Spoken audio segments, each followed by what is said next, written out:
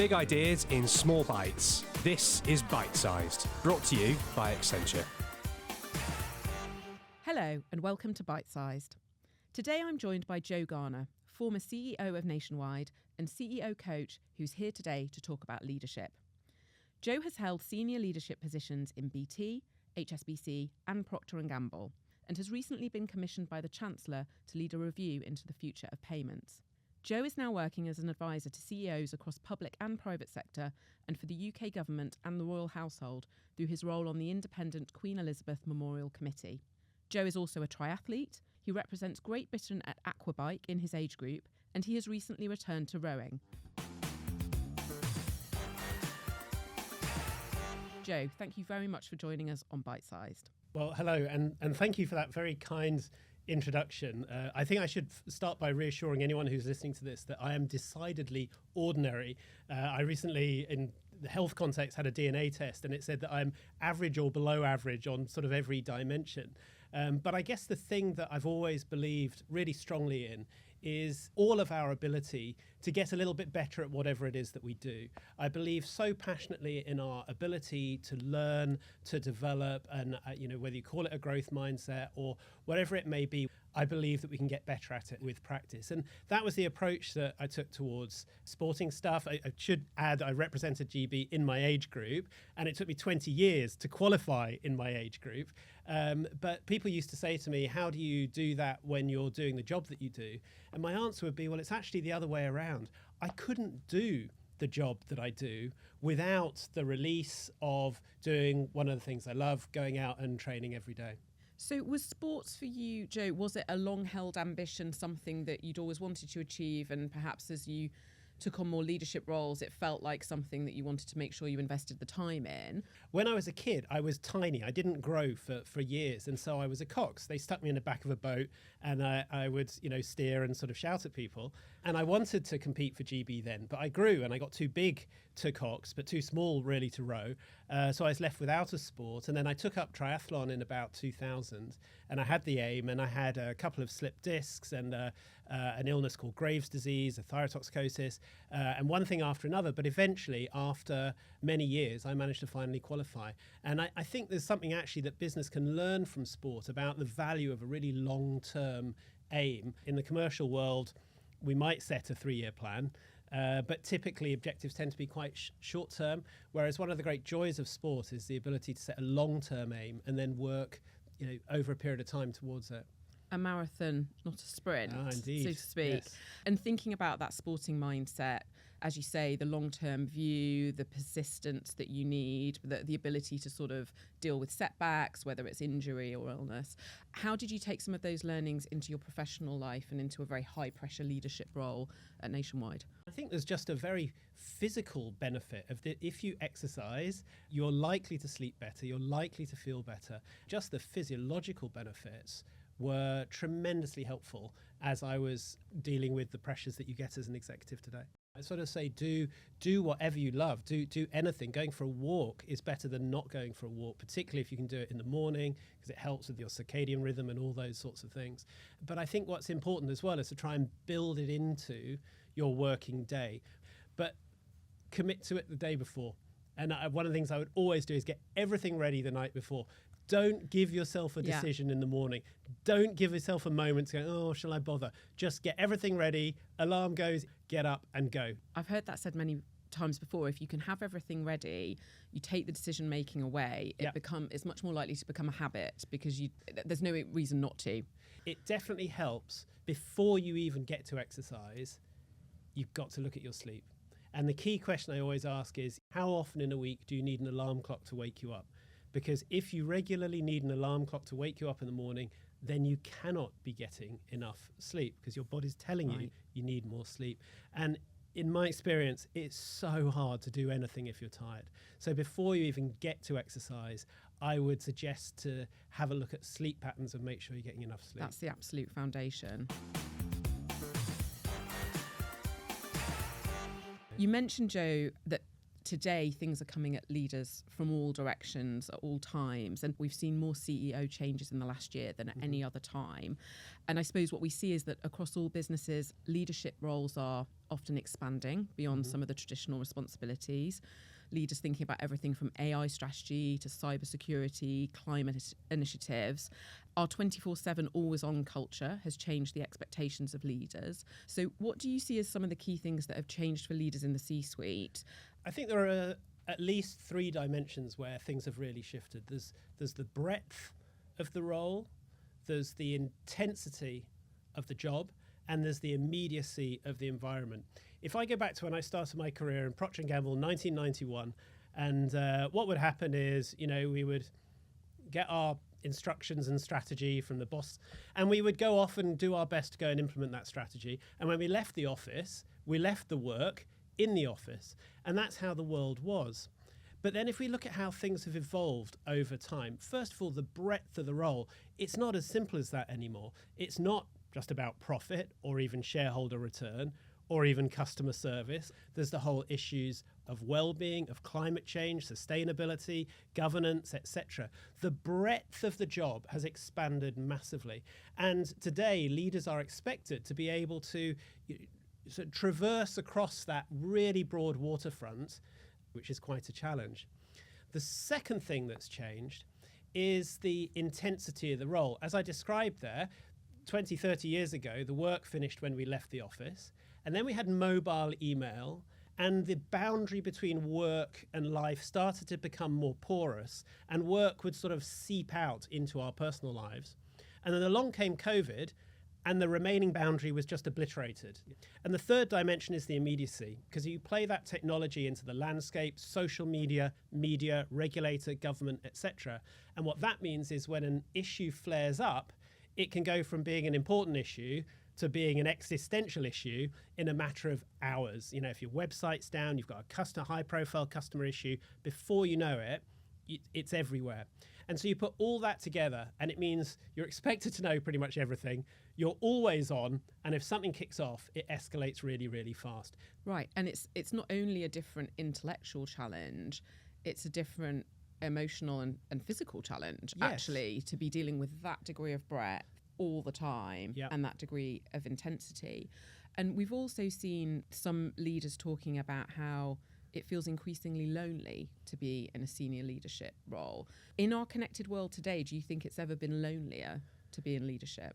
I think the leader's role is inherently a lonely role.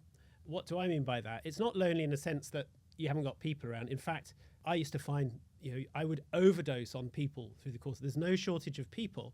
What there is a shortage of people that you can really confide in. Right. Because you can't confide in your direct reports. You can't really talk to your friends. Really bad idea to involve your family in any of this. All chairs will say you can talk to the chair, but you have to remember that as one chair said to me once, the chair is 100% supportive of the chief executive up until the moment they fire them. At the end of the day, there are limits to how much you can confide, even in your board. So, and this is part of the reason I do what I do, as I think there is a space for a sort of trusted advisor, a professional friend to the leader. But I think that's always been the case. If something has changed, it might be something not limited to leaders. It might be a broader dynamic in society that as we have all pursued numeric friendships in a digital world, perhaps the quality of our true friendships may have deteriorated. I've heard people recently talking about a friendship recession. Being a leader has always been a lonely job. I wonder if the general loneliness has been accentuated by more of an emphasis on digital friends as opposed to real friends. That's really interesting. And perhaps, yes, less time spent in person having those quality kind of conversations. Could be. Jo, can you tell us some of your other top tips for keeping yourself in balance as a leader? First of all, why is this important? Why is it important to be in balance? Well, one of the things that happens as you become more senior in organizations is you automatically attract more bad news. Because what do you do when something goes wrong? Well, you tell your boss. So as you get more senior, you are going to get a higher frequency of bad news coming your way. And what no leader wants, I would argue, are the people around them to be second guessing, oh, what mood are they in today? Should I tell them today? Because as a leader, it's so important that people can come to you and tell you the truth, good, bad, or ugly, about what's going on at any point in time. So I have always felt that it's very important that leaders can keep themselves in balance, even in the face of sometimes lots and lots and lots of bad news. And so my first thought in this area is really attitudinal rather than practical. If you want to be an effective leader, you need a good level of energy. You can only do that if you look after yourself. So it's not selfish to look after yourself. And what you've mentioned there around the sort of, you're always the person who hears the bad news, you're the person that people escalate to and come to. That takes a significant degree of resilience. What should leaders do when they feel some of that resilience perhaps ebbing away, or they recognise that actually their energy is contagious and perhaps they don't have the right energy? How can you go about doing a bit of a reset? So I always actually avoided the word resilience. Right. Because resilience to me implies that there's just all this bad stuff out there and you've just got to somehow be strong enough to get through it all. And I think if you start with that attitude, it's quite a negative place to start. Whereas actually there's loads of really good stuff out there as well. And in a way, it's about how do you keep enough of a positive energy in reserve. As we were talking before, I'd always start with sleep. And if people haven't either read or listened to Matthew Walker's excellent book, Why We Sleep, it makes such a great, compelling case around this. I've worked for people who say, I only need 4 hours of sleep a night, and they thought they were superhuman. And what I experienced was a grumpy, unpredictable, forgetful sort of boss. The reality is we need sleep. And if we need alarms to wake us up in the morning, we're not getting enough sleep. But then talking more practically, work expands to fill the time available. And one of the things that I found really successful is pick an end point. Fix a time, Right. A gym class, book a taxi, a drink with a friend, anything that means you have to leave by a certain time. Because if you do that, somehow or other, the work seems to just get done. And I think that sits with the recognition that we will never finish. I was once working late and the CEO was walking home, it was about 9 o'clock, and shouted across the office to me, said, "Are you working late tonight?" And I said, "Yep." And he shook his head and said, 35 years and I've never finished a day. And it sort of hit me. If he's never finished a day, I'm never going to finish a day. We're never going to finish. So pick an end point and stop. And Right. take a leaf out of the Agile playbook. Yeah. If you fix the constraints and push the work through, it will work. That is great advice. I'm sure most people listening would feel that they've never had a day where they finished, and actually you get to define when you finish. Are there times when as a CEO, you weren't able to keep things in balance, or there were things that you tried that didn't work? Would you maybe share some of those? Yeah, absolutely. I think one of the reasons why a lot of people on a lot of things don't achieve their objectives is that they aim too high and then they're too hard on themselves. If it's too stretching and not achievable, then there's a danger the whole thing gets scrapped when it doesn't work. So I would always encourage manageable, reachable changes, and then to be kind if you don't quite meet them. Sometimes it just doesn't happen. Sometimes you just don't feel like it, etc. That's okay. But then pick up again the next day and have another go, and to keep going. Things that really don't work. Oh, and it used to drive me mad when board members would say, "Oh, just take some time to yourself. Take some time off." I'm like, how do you do that? So what can you do? One of the things I think we can do is have a thing to keep us sane. Have a thing that's not work, that's not family, it's not illegal, that gives us energy. And, we've talked a lot about how exercise was that thing for me, but it doesn't have to be exercise. It could be anything. It could be volunteering, reading, playing a musical instrument. Often people have had a thing when they were younger that they loved and drew energy from, but for some reason stopped. Well, take it up again, have another go, or explore what thing. Because while it's very hard, I think, for anyone in a position of responsibility to suddenly switch off from that responsibility, what we can do is lose ourselves in an activity that we really, really love. And that can be more refreshing than doing nothing at all. And it doesn't have to be something that you're expert at or brilliant at or world class at. It can just be something different. Can be anything. And I suppose there's something that can feel a little bit unnatural when you're operating in a high octane, high intensity work environment all the time, to switch into something that is perhaps a little more slow paced, I don't know, gardening, outdoors, etc., might feel slightly disconcerting. Do you see any of that with people that you work with, where it's hard to not switch off but to slow down? I think it's a really individual thing, and it might not be that someone needs to slow down. It might be that a really high intensity manic class might be That's the thing that works creates the energy for them. A thing that really surprised me that I've got so much enjoyment and benefit from is meditation. I got into it through Headspace, which I still do.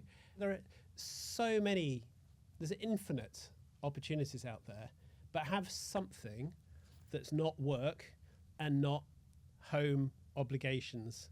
That gives you positive energy. Exactly. And you've mentioned technology there. You've mentioned meditation apps.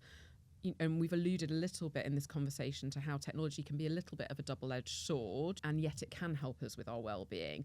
Are there other ways in which you harness technology to maximise your well-being? Yeah, it is a really interesting subject, because technology is just enabling the most phenomenal opportunities for us all in all fields of life. Where I'm finding the sort of wearables really interesting is, and I recognise this from my time in role, as a chief exec, it's really hard to prioritise your sleep, to do this. You've got so much else going on. But also, chief execs tend to have quite a feel for the numbers and quite a rigorous pursuit of progress. And one of the things I've found is, if you do point a chief exec at some quite healthy diagnostics, right, like the quality of your sleep or your heart rate variation, etc., then they will try and manage those numbers as they would try and manage any other numbers. And I confess I'm a bit like that. And the key thing is that these are diagnostics. They're not aims in themselves. Yeah, but they can help as part of a sort of wider effort to focus on keeping balance in life. It's very common for people, once they start to see the diagnostics, to become a little bit addicted to the insights and then improving. And when the watch out is when they start to become the aim. Yes. You know, oh, I slept well last night. Look, 87. Yeah. When your fitness tracker you, is ruling your yes, sleep hygiene, then that's perhaps gone too far. Exactly. But for example, it is very interesting and very depressing to see just what a negative impact alcohol will have. And caffeine, although it affects different people in different ways, is probably a bit more powerful, certainly, than I had appreciated. And that's where I found the wearables really good, because I just sort of thought, oh, well, maybe if I just have a couple of beers, it won't make any difference. And like, oh, gosh, it really has done.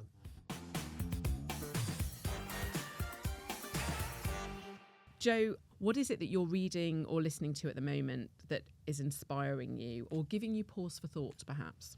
Oh, but I have just read a book that I've found really super interesting, which is The Anxious Generation. Really brilliant diagnosis of how we have moved from a play-based childhood to a smartphone-based childhood, and our tendency now to overmanage kids in the real world and undermanage them in an online world, not against the risks of bad people on the internet, but against the risks of what, on average, and this is the stat, 5 hours a day of social media is doing to the generation coming through. Fabulous book. And is there anything you think that we should all be doing as business leaders who are, a little bit more experienced, thinking about that generation coming into the workforce? Are there ways in which you think we could role model differently? I remember when visiting call centres in the latter years, and the thing that really struck me was that the breakout rooms, the coffee rooms, where people would go on their breaks, had become silent, because people would be coming off the phones and then going on their break and going on their phones. And our nervous system doesn't differentiate between one email and another. I do think that employers have a very important role in helping us create healthy dynamics around the technology that we've invented, so that we can get the very extensive benefits without it becoming a pressure on our well-being. Right. And that starts with curiosity about what some of the impacts might be with Yes. books like The Anxious Generation. So Yes. Brilliant. Thank you, Joe. We've had some brilliant insights on the breadth, intensity and immediacy of leadership today. Thank you so much for joining us. This has been Bite Sized.